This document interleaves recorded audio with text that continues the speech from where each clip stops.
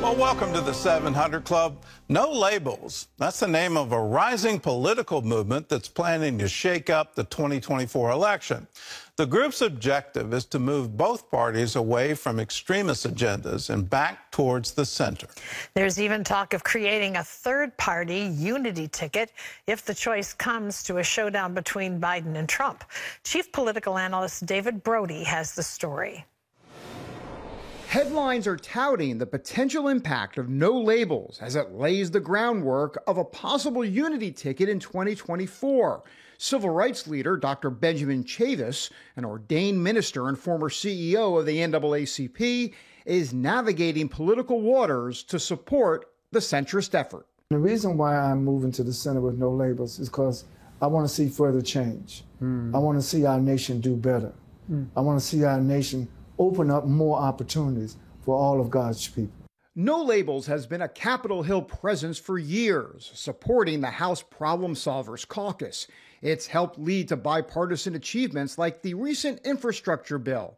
As 2024 approaches, members believe Americans want a moderate, common-sense alternative and point to polling that shows nearly 60% of citizens would support a centrist presidential candidate. Critics push back on those numbers. I know 538, which is a political organization, some others have said, now the middle's actually not that big. The good news is the middle is growing. The middle is expanding, and it's intergenerational. Millennials, Generation Z, but also elders, middle-aged people. No matter how big or small, No Labels believes these voters really don't want to see another Trump-Biden rematch. What is it about that rematch that has No Labels concern exactly? I would like to see President Biden move more to the center, not to the left. And I would even like to see former President Trump move more to the center, away from the extreme. So let's see what will happen. What I predict is we're going to stir a national discussion about these issues. And they've got tens of millions of dollars to do just that. Right now, the priority is getting on the ballot in all 50 states. They're on a handful so far, about 5, with more to come. Next spring, they will announce final plans at their convention in Dallas. We're going to discern whether or not a unity ticket, that is a Republican and a Democrat or a Democrat and a Republican, if that ticket has a pathway to win the majority of the Electoral College votes. While they won't name names on that ticket, Monday in New Hampshire, centrist Democrat Joe Manchin headlines a kickoff event announcing their new common sense policy book for America.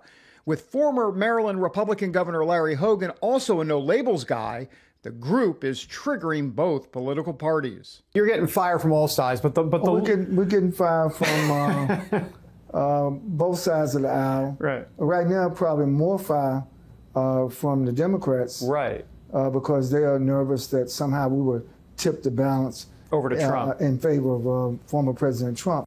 Dr. Chavis's resume dates back to the 1960s as part of Dr. Martin Luther King's civil rights movement. When he made his I Have a Dream speech, it was undergirded by his faith in Jesus Christ as coming to heal, restore, and resurrect humanity from self-destruction. And I think that we need that today more than ever before. Do you think he would be a No Labels guy today? Oh, absolutely. Dr. Chavis also is convinced that in today's political atmosphere, we need to hate less and love more. We may disagree on some political, but you're not my enemy because we disagree on something political. Benjamin Chavis told me he's leaning heavily on his faith as No Labels looks for guidance and support in its 2024 mission. Gordon? Well, let's talk about No Labels. They're holding its kickoff event today, releasing more details on the agenda. Give us the specifics. Well, there's so much to go through. It's 72 pages. I mean, let's start with immigration. They want a border wall, but they also want surveillance as well, more agents on the border. So that'll please Republicans and conservatives. They also want dreamers to have a pathway to citizenship. So that kind of gives you an example of how they're trying to split the difference. The Second Amendment is a good example.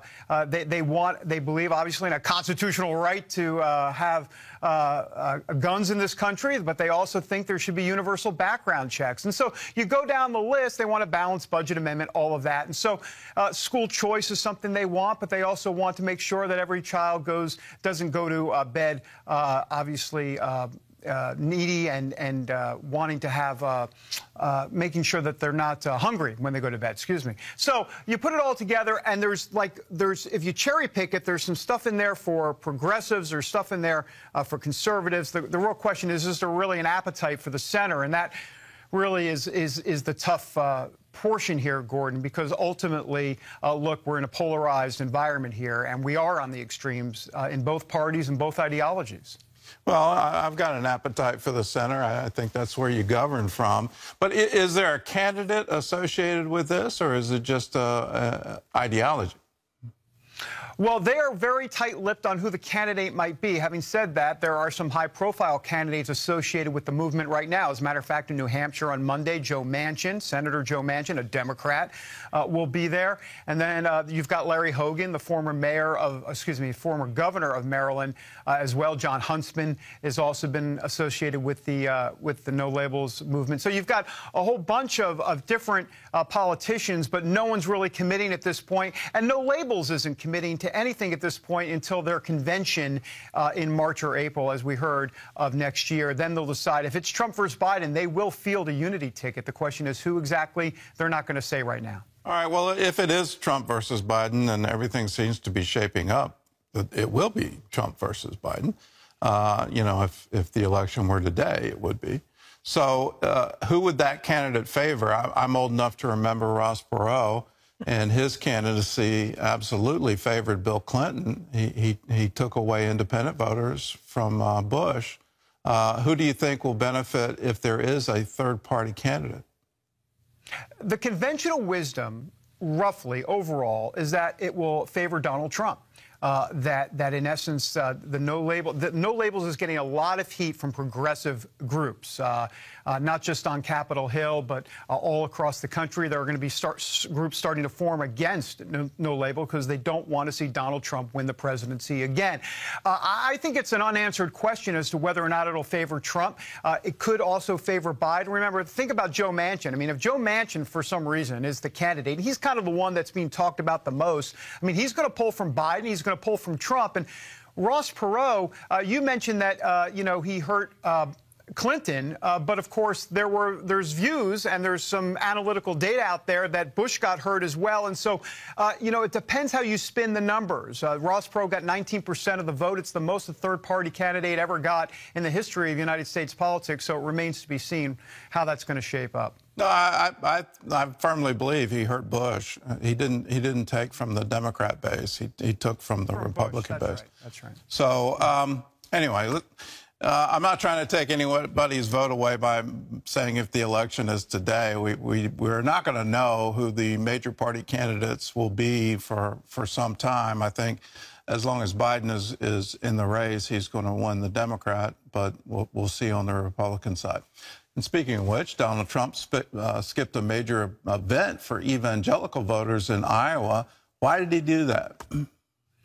Well, he says it was a scheduling conflict, but, I mean, I can read a calendar relatively well. This was an event on a Friday. His event that he said it was a scheduling conflict was on a Saturday, so Friday and Saturday don't fall on the same day.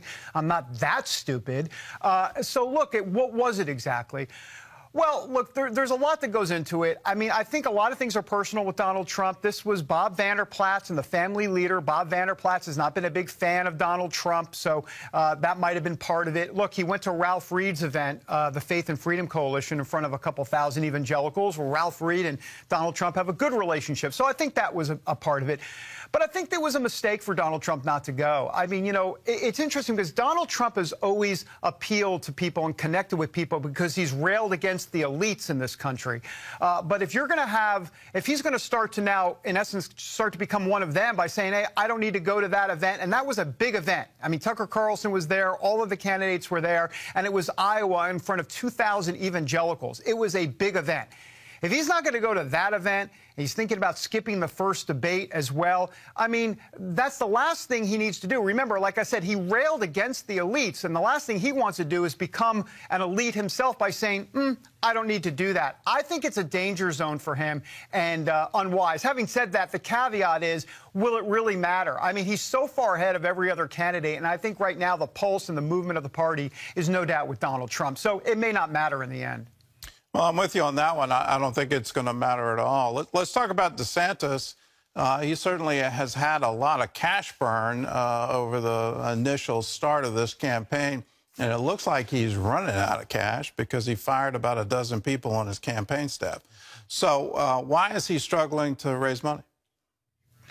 Well, I think it has to do with a couple things. One, expectations. I mean, I thought there was a sense in the donor class that he was going to come out of the gate and boom, he was going to take off in the polls, and that didn't happen. But I think the problem, the underlying problem here for DeSantis is that you've got to connect with voters. Donald Trump is a billionaire who speaks like a cab driver that can connect to the blue-collar worker out there, and he has a connection. I mean, Bill Clinton, remember back in the 90s, I feel your pain, right? He was able to connect. Barack Obama connected with hope and change. George W. Bush connected. I can go down the list. Ronald Reagan, of course, connected with voters. Ron DeSantis is yet to make that connection, that visceral connection, emotional connection with voters. It's early. We'll see if he can do it. But he's a policy wonk guy. He's wonkish. I mean, that's what he is. I mean, that's not his bread and butter. He's not a guy that's going to do that. So I think that's been part of the problem here. All right. Well, David, thanks for the insights. It looks like we're going to have a very active presidential campaign. Well, in other news, deadly floods and blistering heat. Much of the nation remains in the grip of extreme weather. John Jessup has more on that story from our CBN News Bureau in Washington. John? That is right, Gordon. Tens of millions of Americans are under heat advisories, while flash flooding in Pennsylvania may have killed as many as 7 people. CBN's Dale Hurd has the story. Dramatic video from Manchester, New Hampshire shows first responders rescuing a driver from rising floodwaters. A flash flood outside Philadelphia killed 5 people, and a 9-month-old boy and 2-year-old girl are missing after their vehicle was swept away by 4 to 5 feet of water. Miraculously, Dad and his son were able to get safely. However, the grandmother, the mother, and the 2 children were swept away by the floodwaters. Nick Premola was on his way home when he saw several empty cars on this stretch of road, not realizing he had come upon a disaster. And I saw a car that was totally upside down, and I realized I was in the middle of a whole scene. For much of the rest of the nation's searing heat, more than 80 million Americans across 14 states were under heat alerts over the weekend. El Paso, Texas has seen triple-digit temperatures for 30 consecutive days. It was 132 degrees at Death Valley. While many blame global warming, hot Julys are nothing new. This weather map from 1936 shows the average national temperature was 5 degrees hotter. Without air conditioning, it was common for families to sleep outdoors. On top of the heat, more cities in the Northeast are facing air quality warnings as the smoke from those Canadian wildfires continue to drift over the U.S. Dale Hurd, CBN News. Thank you, Dale. A heat wave in Israel sent Prime Minister Benjamin Netanyahu to the hospital over the weekend. Netanyahu was admitted for dehydration on Saturday after experiencing mild dizziness. Doctors kept the 73-year-old overnight for testing and declared him in excellent condition before sending him home Sunday. In a video statement, Netanyahu said he spent Saturday at the Sea of Galilee with no hat and without water. He encouraged all Israelis to spend less time in the sun and to stay hydrated. Some good advice there. Gordon? Good advice for all of us. Stay hydrated. This heat is absolutely extreme. If you can at all stay indoors and not go out in the heat of the day, make sure you're getting plenty of water.